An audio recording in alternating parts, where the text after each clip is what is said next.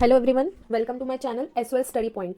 सो हमने इसके पार्ट 1 में यूनिट 1 पूरा कवर कर लिया था और हम अब बात करेंगे सेकंड यूनिट की। ठीक है, second unit, third unit and fourth and fifth unit से जो मुझे इंपॉर्टेंट लगे कॉन्सेप्ट्स मैं आपको अपने हिसाब से अपने एक्सपीरियंस से आपको करूँगी एक्सप्लेन। अगर आपको अच्छा लगे तो आप इस वीडियो को लाइक एंड शेयर करना, एंड मुझे आपका सपोर्ट बहुत ज़रूरी है। ठीक है, तो आपका सपोर्ट मुझे चाहिए ही चाहिए। ठीक है, तो जो ये यूनिट है इन्वेस्टमेंट प्लानिंग, तो ये मोस्ट इंपॉर्टेंट और बहुत ज़्यादा स्कोरिंग यूनिट है। ठीक है, तो हम स्टार्ट करते हैं। इन्वेस्टमेंट प्लानिंग का क्या मतलब होता है? तो बेसिकली मतलब ये होता है कि अपनी इनकम का एक हिस्सा सही जगह इन्वेस्ट करना, ताकि फ्यूचर में जो भी आपके गोल्स हैं, फाइनेंशियल गोल्स हमने पढ़े थे ना, वो आप अचीव कर पाओ। ठीक है, अगर हम सिंपल वर्ड्स में जाने कि इन्वेस्टमेंट प्लानिंग क्या होता है, तो पैसे सिर्फ सेव करना इन्वेस्टमेंट नहीं होता, उस पैसों को ग्रो करना ही इन्वेस्टमेंट प्लानिंग होती है। ठीक है, अब आप समझ गए होगे इसका मतलब।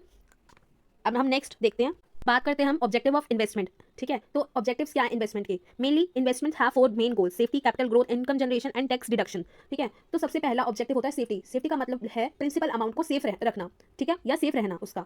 इन्वेस्टर चाहता है कि जो भी पैसे वो इन्वेस्ट करे उसमें तो लॉस ना ही हो और रिस्क कम से कम हो। ठीक है, इसलिए ना ज़्यादातर जो लोग हैं जो इन्वेस्ट करते हैं वो एफडी और बॉन्ड्स जैसे ऑप्शन चूज करते हैं।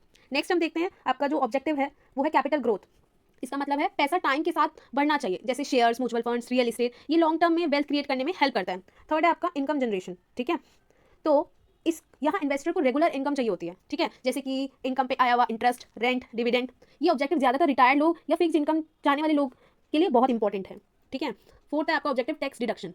ठीक है, जो कुछ इन्वेस्टमेंट्स टैक्स सेविंग के लिए किए जाते हैं, समझ रहे हो? जैसे कि इंडिया में टैक्स बेनिफिट मिलता है, life insurance, PPF, ELSS, mutual funds. ये objective income plus tax saving दोनों प्रोवाइड करते हैं। ठीक है, अब हम बात करते हैं टाइप्स एंड स्टेप्स की इन्वेस्टमेंट प्लानिंग की।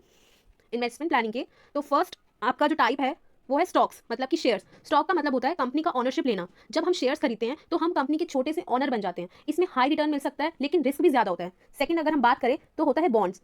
बॉन्ड्स एक सेफ इन्वेस्टमेंट होता है। इसमें इन्वेस्टर गवर्नमेंट या कंपनी को पैसे लेना करता है। ठीक है, और फिक्स इंटरेस्ट अर्न करता है, और साथ ही साथ रिस्क स्टॉक के कंपैरिजन में कम होता है। थर्ड टाइप है म्यूचुअल फंड्स। म्यूचुअल फंड्स में कोई इन्वेस्टर का पैसा एक साथ इन्वेस्ट होता है, मतलब कि कई सारे इन्वेस्टर्स का पैसा एक साथ इन्वेस्ट होता है। इस पैसों को प्रोफेशनल फंड मैनेजर मैनेज कहते हैं। ठीक है, ये ऑप्शन उन लोगों के लिए अच्छा होता है जिनको मार्केट का ज्यादा नॉलेज नहीं होता। ठीक है, अब आपका फोर्थ पॉइंट है यूएलआईपी, यूनिट लिंक्ड इंश्योरेंस प्लान। यूएलआईपी की एक ऐसा प्लान है जिसमें इंश्योरेंस प्लस इन्वेस्टमेंट दोनों का बेनिफिट मिलता है। इसमें पैसा मार्केट में इन्वेस्ट तो होता है और इससे लाइफ कवर भी मिलता है। ठीक है, आपका फिफ्थ पॉइंट है पीपीएफ, पब्लिक प्रोविडेंट फंड। एक लॉन्ग टर्म और एक सेफ इन्वेस्टमेंट ऑप्शन है ये भी। इसमें गवर्नमेंट गारंटेड रिटर्न्स देती है, मतलब गारंटेड रिटर्न्स मिलते हैं और साथ ही टैक्स बेनिफिट भी मिलता है। ठीक है, तो ये थे कुछ टाइप्स ऑफ इन्वेस्टमेंट्स। ठीक है, और अब बात करते हैं इन्वेस्टमेंट का प्रोसेस। तो फर्स्ट है आपका इवैल्यूएशन ऑफ इन्वेस्टमेंट गोल्स। सबसे पहला स्टेप है ये। इसमें हम डिसाइड करते हैं कि हमें पैसा किस पर्पस के लिए इन्वेस्ट करना है, जैसे कि आपका एजुकेशन हो गया, रिटायरमेंट हो गया या मैरिज हो गया। ठीक है, step two evaluation of present financial situation. इसमें इस स्टेप में हम और इन्वेस्टर अपनी करंट फाइनेंशियल पोजीशन चेक करता है, जैसे कि इनकम, एक्सपेंसेस, सेविंग्स और लाइबिलिटीज। थर्ड स्टेप है आपका एसेट एलोकेशंस। ठीक है, इसका मतलब होता है पैसे डिफरेंट एसेट में डिवाइड करना, जैसे stocks, bonds and mutual fund, ताकि रिस्क क्या हो, कम हो। कहीं लॉस हो रहा हो तो ऐसा ना हो कि हमारा पैसा पूरा ही डूब जाए एक साथ। ठीक है, तो स्टेप 4 कहता है choose the right investment strategies. तो इसमें इन्वेस्टर अपनी रिस्क कैपेसिटी और गोल्स के अकॉर्डिंग राइट इन्वेस्टमेंट स्ट्रैटेजीज को चूज करता है। ठीक है, फिफ्थ पॉइंट है आपका, मतलब फिफ्थ स्टेप है आपका track and manage your portfolio. ठीक है, इसमें टाइम टाइम पर इन्वेस्टमेंट रिव्यू की जाती है और जरूरत पड़ने पर चेंजेस भी किए जाते हैं कि बहुत ज़्यादा लॉस ही हो रहा है। ठीक है, तो क्या होगा, बेटर है कि उसमें से पैसा निकाल लें। ठीक है, तो ये थे types and steps of investment. एक पार्ट है आपका इसी यूनिट में रिस्क एंड रिटर्न कॉन्सेप्ट। ठीक है, तो बेसिकली रिस्क का क्या मतलब होता है, इन्वेस्टमेंट में रिस्क का क्या मतलब होता है, लॉस का चांस। जितना ज्यादा रिटर्न उतना ज्यादा रिस्क भी तो होता है ना? तो हर इन्वेस्टमेंट के साथ रिस्क और रिटर्न तो जुड़ा ही होता है। ज्यादा रिटर्न देखेंगे तो ज्यादा रिस्क है, कम रिस्क वाली चीजें देखेंगे तो कम रिटर्न है। ठीक है, तो इन्वेस्टर को बैलेंस बनाना होता है इसमें। अब देखते हैं टाइप्स ऑफ रिस्क। रिस्क में आपका दो टाइप्स के होते हैं, सिस्टमैटिक रिस्क और एक होता है अनसिस्टमैटिक रिस्क। ठीक है, सिस्टमैटिक रिस्क वो रिस्क होते हैं जो पूरी इकोनॉमी या मार्केट को अफेक्ट करता है। इस रिस्क से हम कंप्लीटली बच नहीं सकते, including political risk, government policy change होने से इन्वेस्टमेंट अफेक्ट हो सकता है। ठीक है, मार्केट रिस्क, शेयर मार्केट के अप्स एंड डाउन की वजह से, एक्सचेंज रेट रिस्क, जैसे फॉरेन करेंसी के रेट चेंज होने से, interest rate risk, interest rates बढ़ने से, घटने से, इन्वेस्टमेंट जो भी होती है उनकी वैल्यू चेंज होती है। तो आप इससे ना बच नहीं सकते, कोई भी नहीं बच सकता। अब बात करते हैं अनसिस्टमैटिक रिस्क की। अनसिस्टमैटिक रिस्क किसी पर्टिकुलर कंपनी या बिजनेस से रिलेटेड होता है। इसमें जो रिस्क होता है वो डिवेस्टिफिकेशन से कम किया जा सकता है। ठीक है, मतलब कि जैसे कि बिजनेस रिस्क, कंपनी का बिजनेस लॉस में चला जाए। ठीक है, financial risk, company loan repay ना कर पाए। आपका ऑपरेशनल रिस्क, जैसे machine failure, labour issue, management problem. ठीक है, जैसे स्ट्रैटेजिक रिस्क जो होता है रॉन्ग बिजनेस डिसीजन लेने से। Legal and regulatory risk, law या रूल्स चेंज होने से कंपनी पर इफेक्ट पड़ना। ठीक है, तो ये कुछ नेक्स्ट है आपका पोर्टफोलियो डाइवर्सिफिकेशन, ठीक है। तो इसका क्या मतलब होता है, एक रिस्क मैनेजमेंट स्ट्रैटेजी होती है ये, जिसमें इन्वेस्टर जो होता है वो अपना पैसा एक जगह ना लगाकर अलग अलग इन्वेस्टमेंट में लगाता है। मैंने अभी आपको बताया था ना कि एक जगह लगाया और अगर वहाँ लॉस हो गया तो पूरा पैसा डूब जाता है, बेटर है कि हम अलग अलग जगह इन्वेस्ट करें, ठीक है।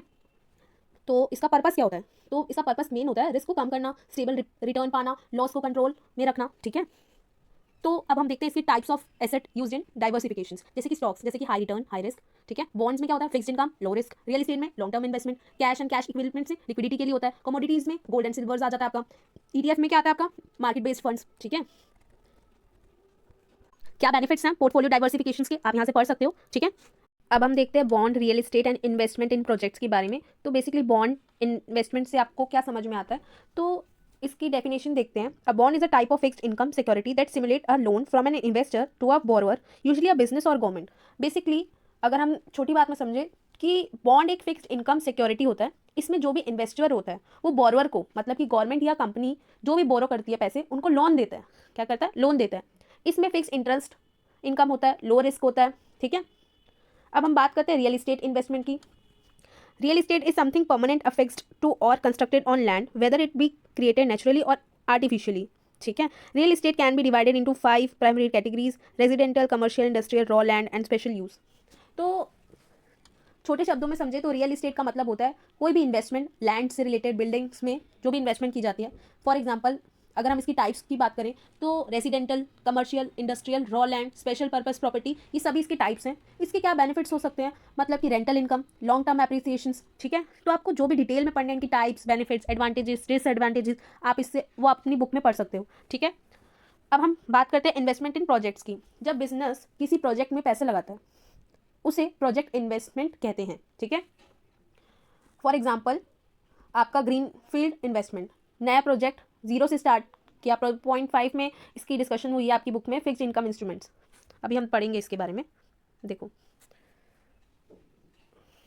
आपका फिक्स्ड इनकम इंस्ट्रूमेंट से क्या मतलब है, फिक्स्ड इनकम इंस्ट्रूमेंट ऐसा इन्वेस्टमेंट होता है जिसमें इन्वेस्टर को फिक्स्ड और गारंटेड रिटर्न मिलता है और मार्केट के ना अप एंड डाउन होने से भी कोई फर्क नहीं पड़ता।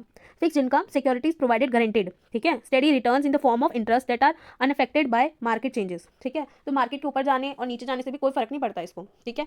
इसके क्या फीचर्स हो सकते हैं, जैसे रिटर्न पहले से डिसाइडेड होता है, ठीक है। मैच्योरिटी वैल्यू फिक्स्ड होती है, इसमें रिस्क भी कम होता है, ठीक है। इसके एग्जाम्पल्स क्या हम सोच सकते हैं, इसकी बॉन्ड्स हो गया या आपकी एफडीज हो गई, ये इसके एग्जाम्पल हैं, ठीक है। अब हम बात करते हैं आपका फाइनेंशियल डेरिवेटिव्स का। इसका क्या मतलब होता है, डेरिवेटिव ऐसी फाइनेंशियल इंस्ट्रूमेंट्स होते हैं जिनकी वैल्यू किसी अंडरलाइनिंग एसेट से डिराइव होती है, ठीक है। अंडरलाइनिंग एसेट हो सकता है जैसे कि shares, index, interest, commodities. Commodities में हम बात करते हैं गोल्ड की, ऑयल की, ठीक है। इसका क्या पर्पस होता है, इसका पर्पस होता है स्पेकुलेशन, रिस्क को कम करना, ठीक है। एग्जाम्पल इसके हो सकते हैं स्वैप्स, ठीक है। तो आपको इसको थोड़ा सा भी डिटेल में पढ़ना है तो आप अपनी बुक से हेल्प ले सकते हो। मेरे को कवर करने हैं टॉपिक्स तो मैं थोड़ा सा जल्दी कवर करूंगी क्योंकि आपका कल एग्जाम है। अब हम बात करते हैं commodity market in India. Commodity market वो जगह होती है जहां रॉ मटेरियल या बेसिक गुड्स बाय और सेल किए जाते हैं, ठीक है। जैसे कि एग्रीकल्चर प्रोडक्ट्स क्या होते हैं, वीट और राइस। मेटल्स प्रोडक्ट्स क्या होते हैं, गोल्ड एंड सिल्वर, ठीक है। ऐसे ऑयल हो गया। अब बात करते हैं हम म्यूचुअल फंड्स की। म्यूचुअल फंड एक ऐसी इन्वेस्टमेंट होती है, एक ऐसा इन्वेस्टमेंट का व्हीकल होता है, आप देख ही रहोगे, ठीक है, जिसमें बहुत सारे इन्वेस्टर्स को पैसा कलेक्ट करते हैं, मतलब बहुत सारे जो इन्वेस्टर्स होते हैं वो पैसा कलेक्ट करके प्रोफेशनल फंड मैनेजर सिक्योरिटी में इन्वेस्ट करते हैं, ठीक है। इसकी वर्किंग अगर हम बात करें कि कैसे वर्क करता है, जो इन्वेस्टर होते हैं वो पैसे इन्वेस्ट करते हैं, फंड मैनेजर उस पैसे को स्टॉक्स और बॉन्ड्स में लगाता है, फिर जो भी उससे रिटर्न जनरेट होता है रिटर्न इन्वेस्टर को मिल जाता है, ठीक है। इसके बेनिफिट्स क्या होते हैं, लिक्विडिटी, स्मॉल इन्वेस्टर्स के लिए काफ़ी अच्छा होता है ये, ठीक है। अब हम नेक्स्ट टॉपिक पे चलते हैं अपने, इंटरनेशनल इन्वेस्टमेंट एवेन्यूज़, ठीक है। जब इन्वेस्टर फॉरेन कंट्रीज में इन्वेस्ट करता है तो उसे इंटरनेशनल इन्वेस्टमेंट कहते हैं, ठीक है। इसके ये टाइप्स हैं, securities in foreign markets, real estate, foreign currency, ये बैंक अकाउंट, ये सब इसकी क्या है, टाइप्स हैं। अगर हम इसकी बेनिफिट्स की बात करें तो इसमें क्या होता है कि हाई रिटर्न की ना अपॉर्चुनिटी मिलती है, करेंसी एप्रिसिएशंस का बेनिफिट भी होता है, ठीक है। अब currency derivatives and digital currency क्या होती है, करेंसी डेरिवेटिव्स फ्यूचर्स और ऑप्शंस कॉन्ट्रैक्ट्स होते हैं, ठीक है, जो किसी स्पेसिफिक करेंसी पेयर के लिए फ्यूचर डेट पर ट्रेड होते हैं। पर्पस क्या होता है इनका, एक्सचेंज रेट रिस्क से प्रोटेक्शन, फॉरेक्स एक्सप्लोजन मैनेज करना, ठीक है। डिजिटल करेंसी क्या होती है, डिजिटल करेंसी एक इलेक्ट्रॉनिक फॉर्म में जो भी मनी होती है उसे कहा जाता है, जो फिजिकल फॉर्म में एग्जिस्ट नहीं करती, ठीक है। जैसे इसका एग्जांपल के लिए आपका क्रिप्टो करेंसी आपने बहुत सुना होगा आजकल, ठीक है, एक सेंट्रल बैंक डिजिटल करेंसी, ठीक है, ये इलेक्ट्रॉनिक फॉर्म में मनी होती है।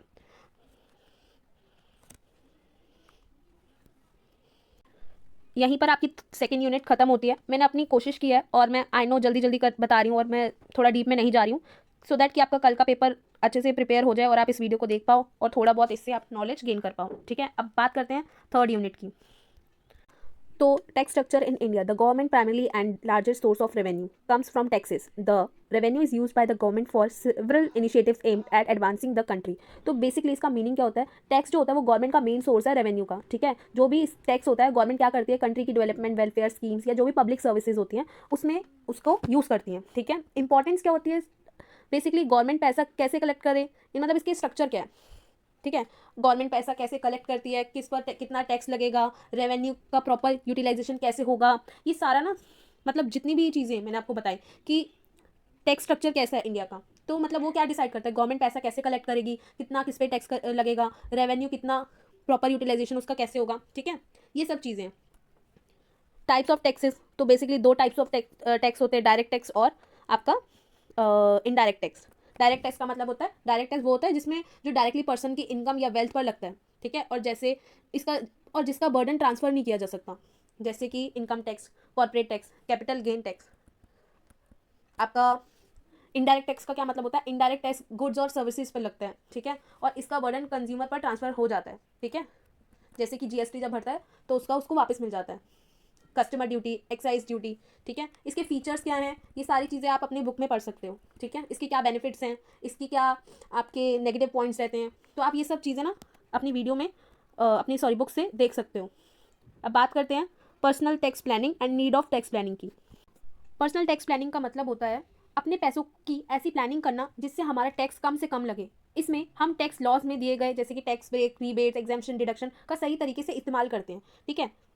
टैक्स प्लानिंग में हम अपने फाइनेंशियल और बिजनेस डिसीजंस को ऐसे लेते हैं जिसमें टैक्स का बोझ कम हो। इसका सबसे बड़ा फायदा है कि हम पूरे फाइनेंशियल ईयर की शुरुआत से ही प्लानिंग कर लें, ठीक है, ना कि लास्ट मोमेंट पर। इससे हमें क्या होगा, मैक्सिमम प्रॉफिट मिलता है और टैक्स से बचते हैं, मतलब टैक्स कम लगता है, ठीक है। अब हम बात करते हैं need of tax planning. Tax planning की क्या जरूरत पड़ती है, टैक्स प्लानिंग से हम अपने फाइनेंशियल ऑपरेशंस को टैक्स रूल्स के हिसाब से स्ट्रक्चर करते हैं जिससे टैक्स बर्डन कम हो जाता है और इससे क्या होगा, ज़्यादा से ज़्यादा क्या होगा, टैक्स सेव होगा, ठीक है।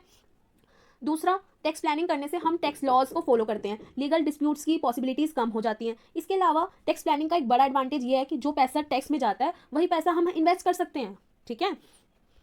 अब देखते हैं एग्जाम्पशंस एंड डिडक्शंस क्या होती है और उसके बीच में क्या डिफरेंस होता है।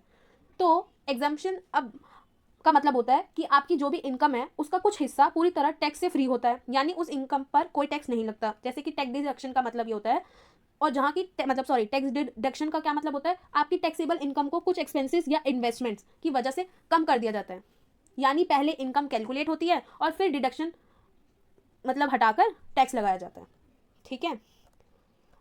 अब देखते हैं एग्जाम्पशन और डिडक्शन में क्या डिफरेंस होते हैं। अगर हम टैक्स एग्जाम्पशन की बात करें, यहाँ पर इनकम या ट्रांजेक्शन पूरी तरह ना टैक्सेबल इनकम से बाहर होती है, ठीक है। यहाँ डायरेक्टली टैक्सेबल इनकम कम करता है, इनकम लेवल पर डिपेंड नहीं करती।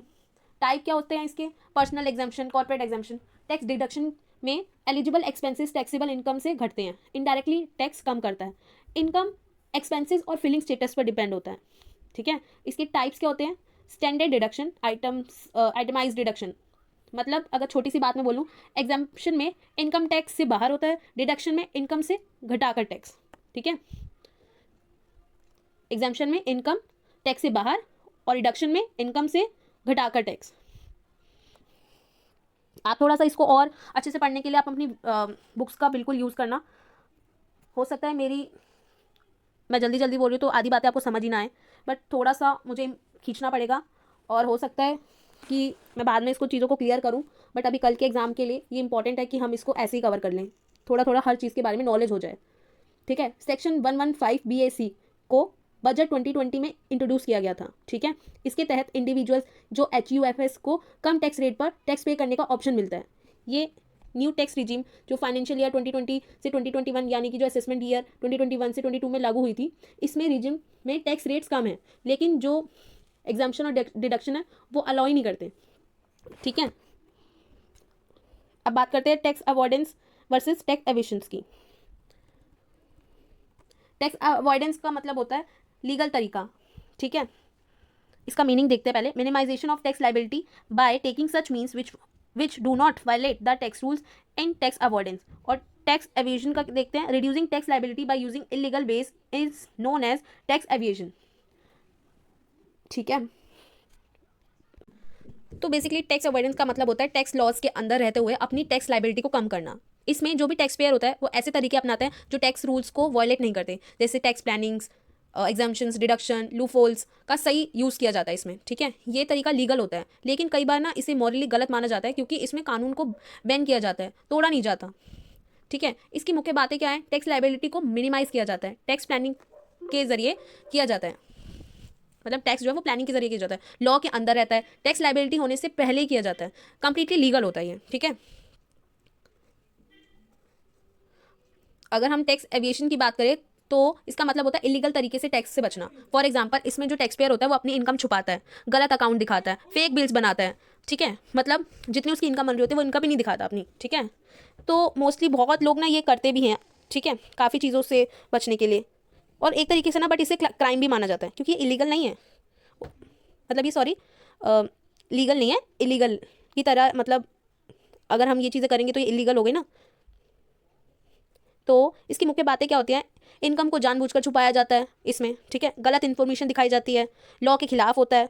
और अगर पकड़े जाते हैं तो भैया जेल भी होती है, फिर पेनल्टी भी भरनी पड़ती है, पनिशमेंट भी होती है, ठीक है, क्योंकि ये क्या है, लॉ के बिल्कुल खिलाफ है। तो मेनली अगर हम इसके डिफरेंस को देखें तो टैक्स अवॉइडेंस लीगल तरीके से टैक्स कम कराना है और टैक्स एविएशन एक इलीगल तरीके से टैक्स की चोरी करना है।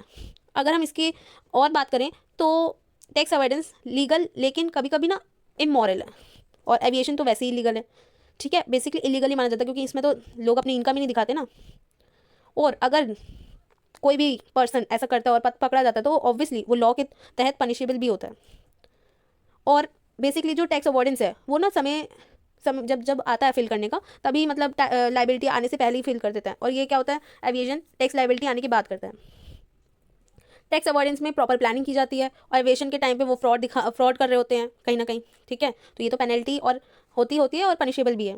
और जब हम अच्छी तरीके से सारी चीज़ें करते हैं और रूल्स के साथ करते हैं और लीगल टर्म्स को फॉलो करते हैं तो क्या होता है, हम पनिशेबल नहीं है। तो अब हम देखते हैं यूनिट 4 इंश्योरेंस प्लानिंग। इसमें पार्ट 1 में कवर होता है आपका लाइफ एंड हेल्थ इंश्योरेंस। उसमें हम देखते हैं सबसे पहले types of life insurance policies. तो बेसिकली लाइफ इंश्योरेंस मतलब कि कहीं ना कहीं हमारी जो भी लाइफ है उसको कहीं ना कहीं से कवर करना, मतलब हमारी जीते जीते भी और हमारे मरने के बाद भी, ठीक है, हमारी को कवर करना। मतलब ऐसी पॉलिसीज़ होती हैं जो डेथ भी कवर करते हैं, ठीक है, मैच्योरिटी होने के बाद पैसे देना। तो इसके बहुत सारे ना टाइप्स होते हैं, जैसे कि टीम इंश्योरेंस जिसमें सिर्फ डेथ कवर करा जाता है, ठीक है, मैच्योरिटी बेनिफिट नहीं होता इसमें। और एक होता है होल लाइफ इंश्योरेंस, ठीक है, पूरे जीवन भर आपको कोई भी प्रॉब्लम्स आती हैं आपकी हेल्थ से रिलेटेड या कुछ भी, उसमें सारी चीज़ें कवर होती हैं, तो आप उसको कभी भी क्लेम कर सकते हो, ठीक है। एक होता है एंडोमेंट पॉलिसी, डेथ या मैच्योरिटी जब भी हो जाती है दोनों टाइम पे आप बेनिफिट मिलता है इसमें, ठीक है। मनी बैक पॉलिसी भी होती हैं, फिक्स इंटरवल्स पर पैसा भी मिलता रहता है, ठीक है। अब एक पॉइंट है इसका, how to claim life insurance, claim कैसे करें, है ना। तो बेसिकली इसमें काफ़ी सारे स्टेप्स होते हैं, ठीक है। इंश्योरेंस कंपनी को इन्फॉर्म करना पड़ता है, क्लेम का फॉर्म भरना पड़ता है, डेथ सर्टिफिकेट भी लगाना पड़ता है, समटाइम पॉलिसी के डॉक्यूमेंट्स भी लगाने पड़ते हैं, उसकी वेरिफिकेशंस होती हैं, और उस वेरिफिकेशन के बाद ही आपको क्लेम का अमाउंट जो भी होता है आपने जो भरा होता है और उस पर जितना भी आपको इंटरेस्ट मिलता है या जितनी भी चीज़ें होती हैं वो आपको उस हिसाब से सारी कैलकुलेशंस के हिसाब से मिलता है। हेल्थ इंश्योरेंस में जो भी मेडिकल एक्सपेंसेस होते हैं, जैसे कि आपको कोई प्रॉब्लम्स हो गई, ठीक है, आपकी कोई सर्जरी है, आपने पहले हेल्थ इंश्योरेंस ले रखा है, ठीक है, आपने हेल्थ में आपकी जो भी सर्जरीज होती है, मेडिसिन होती हैं या हॉस्पिटल्स के बिल्स वगैरह होते हैं, ठीक है, तो इन सबको कवर होता है हेल्थ इंश्योरेंस में। तो इसके बेनिफिट्स क्या होते हैं, ठीक है, इसमें टैक्स बेनिफिट्स भी मिलते हैं आपको, जो भी मेडिकल्स के एक्सपेंसेस होते हैं, ठीक है, मेडिकल्स पे इतने ज़्यादा चीज़ें, मतलब इतनी महंगी महंगी दवाइयाँ होती हैं तो उस पर आपको कुछ % डिस्काउंट मिलता है। तो ये होता है हेल्थ इंश्योरेंस के बेनिफिट्स, ठीक है। अब आपका पार्ट 2 इसमें आता है property credit life and professional liability insurance. First part है इसका प्रॉपर्टी इंश्योरेंस। जैसे कि प्रॉपर्टी इंश्योरेंस में क्या होता है, आपका जो घर है, आपकी फैक्ट्री है या आपकी शॉप है, ठीक है, मतलब इन सबको कैसे प्रोटेक्ट किया जाता है। अब कैसे प्रोटेक्ट किया जाएगा, जैसे कि फ्लड आ गया फ्लड आ गया और आपकी प्रॉपर्टी को नुकसान हो गई, ठीक है, तो प्रॉपर्टी इंश्योरेंस वो चीज़ें कवर करता है, आपको उस चीज़ का पैसा मिलेगा। भाई आग लग गई, ठीक है, तो आग लग गई, तो अब आग लग गई तो उसके बाद जितने भी 50% होता है, 80% होता है, हर पॉलिसीज़ में अलग अलग टर्म्स एंड कंडीशंस होती हैं, तो उस हिसाब से आपको आपका इंश्योरेंस कवर होता है और आपको मिलता है, ठीक है। अब क्रेडिट लाइफ इंश्योरेंस भी इसी का पार्ट है, थर्ड मतलब सेकंड पार्ट है आपका, जो लोन लेने वाले पर्सन की जैसे डेथ हो गई पर लोन अमाउंट इंश्योरेंस कंपनी पे करती है फिर, ठीक है। प्रोफेशनल लाइबिलिटी इंश्योरेंस, जैसे डॉक्टर है, लॉयर्स हैं, ऐसे जो प्रोफेशनल्स को लीगल क्लेम से प्रोटेक्शंस देता है, ठीक है। तो ये अलग अलग तरीके के इंश्योरेंस, ये सबको डिटेल में पढ़ना है, या इसके एडवांटेजेस क्या होते हैं, इसके डिसएडवांटेजेस क्या होते हैं, आपको ये सारी चीज़ें ना पढ़नी पड़ेंगी, ठीक है। और आई होपफुली कि आप लोगों ने ये पढ़ा होगा, बस छोटी छोटी चीज़ें मैंने आपको अपने हिसाब से मैंने ट्राई किया फर्स्ट टाइम, आई होप कि आप लोगों को पसंद आए, और अगर पसंद आए तो आप बताना मुझे। और मैं खुद भी घबराती हूँ बीच बीच में बोलते बोलते भी, तो उस चीज़ को आप नेगलेक्ट करना, और कुछ मैं बाय मिस्टेक गलत भी बता रही हूँ, अगर आपको ऐसा लगता है तो आप मुझे गाइड करना, अपना फीडबैक देना, ठीक है, तो मैं उसको इम्प्रूव कर पाऊँ। थर्ड पार्ट है आपका इंपॉर्टेंस एंड फैक्टर्स, कि बेसिकली इंश्योरेंस क्यों इंपॉर्टेंट है, ठीक है, why insurance is important. Risk protection है, पीस ऑफ माइंड के लिए, एमरजेंसी सपोर्ट देता है इंश्योरेंस, ठीक है, एमरजेंसी पर पड़ने पर, ठीक है। अब बंदे को इंश्योरेंस क्यों चाहिए होता है, भाई बंदा मर गया, उसके बाद भी उसकी आजकल प्रोटेक्शंस के लिए सारी चीज़ें चलती आ रही हैं, उसके बाद भी क्लेम पूरी फैमिली कर पाती है, ठीक है, नॉमिनीज वगैरह को सब कुछ मिल जाता है। Factors affecting insurance premium, age, health conditions, policy types, sum assures, life styles, habits, documents क्या क्या रिक्वायर्ड्स होते हैं, आईडी प्रूफ्स लगते हैं, एड्रेस प्रूफ लगता है, इसमें एज प्रूफ लगता है, इनफैक्ट आपकी मेडिकल रिपोर्ट सारे टेस्ट होते हैं, ठीक है। अब ये एज पे भी डिपेंड करता है इंश्योरेंस, समटाइम्स क्या होता है जो ज़्यादा एज के हो जाते हैं उनको इंश्योरेंस नहीं मिल पाता, उनको मिलाने में प्रॉब्लम्स होती हैं, और कुछ छोटी एज में कोई जो इंश्योरेंस ले लेता है मदर के बेस पे या फादर के बेस पे, उनके नाम पे जो भी लेता है, फैमिली वाले इंश्योरेंस में कवर करते हैं, तो ये सारी चीज़ें आपको डिटेल में पढ़नी पड़ेंगी। क्लेम सेटलमेंट, मतलब कैसे आपको सेटलमेंट होती है क्लेम की, ठीक है, बेसिकली पहले क्लेम वेरीफाई होता है, फिर उसकी सारी जब वेरीफाई हो जाता है उसके बाद इंश्योर जो पेमेंट होती है वो पास की जाती है, फिर आपको ट्रांसफ़र किया हो जाता है, ठीक है। अब हम बात करते हैं यूनिट नंबर 5 की, इसमें भी 4 पार्ट्स हैं, एक एक करके मैं आपको थोड़ा थोड़ा बता देती हूँ।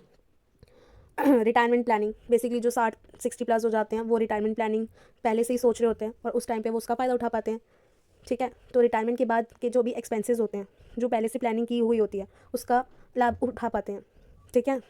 Saving for retirement, regular saving future के लिए फाइनेंशियल सेफ्टी देता है, ठीक है। आज हम कुछ 50 रुपये कहीं ना कहीं हम सेव करते रहें, अब ठीक है हमने सेव किया क्या, आने वाले टाइम में हमारे लिए वो बहुत बेनिफिशियल है रिटायरमेंट के लिए, के टाइम तक, क्योंकि तब हमारे में इतनी पावर नहीं होती, हम इतना अर्न नहीं कर पाते, हमारी चीज़ें होती हैं, हमारे हेल्थ इश्यूज़ आ जाते हैं, तो रिटायरमेंट को हमें सोच कर ही हमारी जो भी हमारी इनकम्स होती है उसमें से रिटायरमेंट के नाम पे भी हमारे को थोड़ा सा अलग करना चाहिए।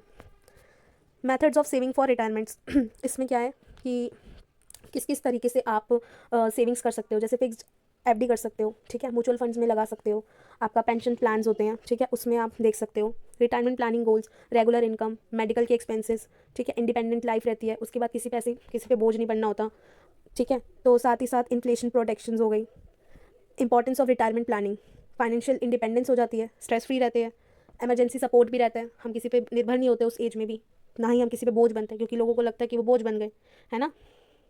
बहुत सारे जो हमारे ओल्ड एज जो भी रहते हैं लोग, उनको बहुत लोग ऐसी जगह पे छोड़ आते हैं क्योंकि पाल नहीं पाते, तो ऐसी चीज़ें ना हो आगे, तो पहले से ही आप अपनी रिटायरमेंट की प्लानिंग करते रहो। आपका पार्ट 2 में कवर होता है पेंशन प्लानिंग। पेंशन प्लानिंग में बेसिकली पेंशन प्लान्स अवेलेबल हैं इंडिया में, जो जैसे कि आपका अटल पेंशन योजना है, ये योजनाएं हैं, एनुइटी प्लान्स हैं, एनपीएस है या ईपीएफ है, तो ये सब चीज़ें क्या पेंशन्स के लिए है, मतलब पेंशन्स आपको मिलती रहेगी आफ्टर आप एक एज पार हो जाती है 60 या 62 जैसे होते हो, तो आपको आपको गवर्नमेंट भी पेंशन्स देती है, जो आपने अपनी जॉब करी उसके साइड में ईपीएफ की फैसिलिटीज़, ठीक है। तो ये सब इसी का पार्ट है ये बेसिक पार्ट्स हैं, बस पता होना चाहिए। थर्ड पार्ट है आपका reverse mortgage. Concept of reverse mortgage का मतलब होता है सीनियर सिटीजन अपने घर के बदले मंथली इनकम ले सकते हैं, मतलब अपना उस पर भी इंटरेस्ट जो भी है वो लगता रहता है, बैंक घर के वैल्यू के बेसिस पर पैसा देता रहता है, ऑनरशिप ऑनर के पास ही रहती है पर, ठीक है। इसकी एलिजिबिलिटी क्या होती है, 60 प्लस होना चाहिए, अपना घर होना चाहिए, रेगुलर इनकम आती रहेगी, इससे क्या होगा आपको मंथली इनकम भी मिली रही और आपके पास ऑनरशिप भी मिली रही, ठीक है। बट इससे रिस्क तो है ही, ठीक है, प्रॉपर्टी वैल्यू रिस्क हो जाता है इससे, ठीक है। तो आपको इसको डिटेल में पढ़ने के लिए अपनी बुक्स से पढ़ना और ज़रूर पढ़ना। आपका फोर्थ पार्ट है स्टेट प्लानिंग। एसेट का प्रॉपर डिस्ट्रीब्यूशन प्लान करना स्टेट प्लानिंग होता है, ठीक है, जैसे फैमिली सिक्योरिटी, लीगल डिस्प्यूट से बचना, टैक्स एफिशिएंसीज, ठीक है, ये सब। इसके बेनिफिट्स क्या होते होंगे, फैमिली की प्रोटेक्शन, लीगल क्लैरिटी से, स्मूथ एसेट ट्रांसफर्स, ये सब इसके बेनिफिट्स हैं। तो चलते हैं हम अपने कुछ PYQs देखते हैं कैसे क्वेश्चंस पूछे गए हैं, आप देख सकते हो। What roles does monitoring and reviewing play in financial planning, ठीक है, and how often should it be done. वित्तीय योजना में नगरीय और समीक्षा की क्या भूमिका है और इसे कितनी बार किया जाना चाहिए, और इसे, हाँ, compare risk and return profile of investment in fixed income instrument and market instruments. तो ये क्वेश्चंस हैं, आपको एक बार पढ़ लेना, ठीक है, और पढ़ के ही जाना। और इसके प्रिपेयर करने के लिए बस आपको आपकी यूनिट्स क्लियर होनी चाहिए, ठीक है। जैसे कि पोर्टफोलियो रिस्क मैंने आपको बताया था, ठीक है। पोर्टफोलियो रिस्क क्या होता है, यहाँ पे देखो शॉर्ट नोट में आया हुआ है। करेंसी डेरिवेटिव्स, मतलब इसके लिए ना आपको बस मेनली आपके, देखो मैंने आपको बताया कि क्या roles of asset management companies managing mutual fund schemes, तो ये सब पता होना चाहिए बस। ये बहुत बेसिक बेसिक क्वेश्चंस हैं, इसीलिए मैंने ये थोड़ा सा अपने हिसाब से क्रिएट किया है। जैसे इधर भी देखो शॉर्ट नोट में हेल्थ इंश्योरेंस पूछ लिया क्या होता है, तो ये आना चाहिए। यदि कोई निवेशक वित्तीय अनुशासन का पालन नहीं करता तो वित्तीय योजना का कोई फ़ायदा नहीं है ना। तो इस पर बताना है, व्याख्या करनी है। देखो कंपैरिजन करना है न्यू और ओल्ड रिजीम के बारे में, ठीक है। EPF पेंशन स्कीम को से मतलब ये इससे मतलब इसके बारे में एक्सप्लेन करना है, ठीक है, सरकार द्वारा जो स्टार्ट की गई थी। Time is an important consideration of for an investor while making any financial plan. तो समय तो वैसे ही ज़रूरी है किसी भी फाइनेंशियल प्लानिंग के लिए। तो ये क्वेश्चन देखो 5 नंबर का आया हुआ है। तो ये आप लोग अपने आराम से कर सकते हो, कोई घबराने वाली बात नहीं है, और अच्छा ही जाएगा ये पेपर। आप बेसिक बेसिक इन्फॉर्मेशन लिखो, जैसे मैंने आपको बेसिक बेसिक बताया। आप अपने हिसाब से, गोल्ड बॉन्ड ना बहुत ज़्यादा बार पूछा गया, तो इसको स्किप मत करना, ठीक है। एग्जाम्पशन एंड डिडक्शन के बारे में भी आपको मैंने बताया था, वही आया। क्रेडिट लाइफ इंश्योरेंस मैंने बताया आपको, एक्सप्लेन किया है, ठीक है। ये PYQ 4 है। टैक्स प्लानिंग क्या है, डिजिटल करेंसीज क्या होती हैं, explain the concept and measurement of risk and return. Risk और रिटर्न से आप क्या समझते हो, उसके कॉन्सेप्ट और उसकी मेजरमेंट के बारे में बताना है, ठीक है। तो कल के एग्ज़ाम के लिए बेस्ट ऑफ लक। वीडियो अच्छी लगी हो तो आप लाइक करना, शेयर करना एंड कमेंट करना। और मैंने फर्स्ट टाइम ये ट्राई किया है, तो कुछ भी मेरे से कुछ कहीं कहीं मिस्टेक हुई हो तो प्लीज़ उसको फॉरगिव करना एंड अपना सपोर्ट देते रहना। Thank you and once again best of luck to everyone.